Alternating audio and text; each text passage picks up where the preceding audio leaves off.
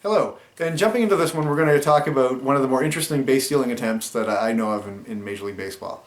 This was the early 1900s, and this might have happened more than once. I'm not sure if that was a case of myth being larger than fact, and maybe it only happened once. But anyway, this is what ended up prompting a rule change. With Schaefer at first base and his teammate Davy Jones at third base, they decided to do something to try to get the runner in, because it would have meant the winning run. So what Schaefer did is something that ball players will do when there's runners first and third. He took off for second, but he didn't really want to steal it. He just wanted to draw the throw. So he kind of lumbered into second base when the throw didn't happen and kind of easily got to second on catcher's indifference.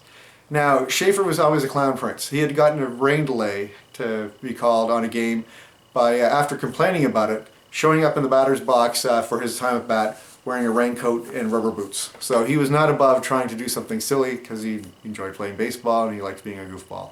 So with the next pitch, being that all he was trying to do was draw a throw, he decided to lead off but towards first base. So on the pitch, he takes off to first base and slides in with a steal of first.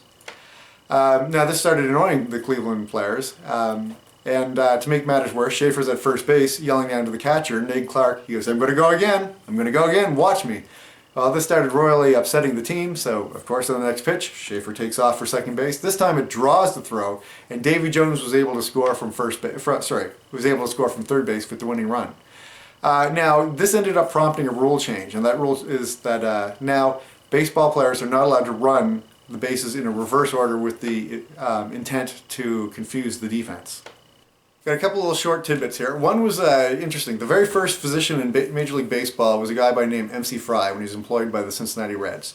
As a doctor, all he really did for 2 years was administer massages and put on the odd band-aid on somebody and maybe recommend that somebody not play for a couple days. So after 2 years of this, now this was 1898, so it shows what the times were like then. After 2 years of working as a doctor, he decided to quit and become a jockey. When Lou Gehrig was born, he weighed 14 pounds, and maybe that might explain why he was so good to his mother and had her along on a lot of his baseball trips. Because at that size, I'm sure he wasn't an easy delivery. As we know, sometimes there are ties in baseball, either like in the early days because of darkness or sometimes just because of rain. And if you've gotten past 5 innings and the teams are tied after the same amount of chances at bat, a game will be considered a tie and it'll be replayed from start. On May 29th, 1915, the Cardinals and Pirates played first game of a doubleheader that after 6 innings, when the game was tied 0-0, the skies kind of opened up and it started raining.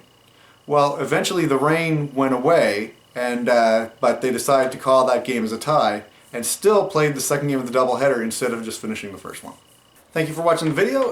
If you liked it, please give us a like, and of course you can get the previous video and the next one there, and of course subscribing is always fun. Thank you very much. Have a good day.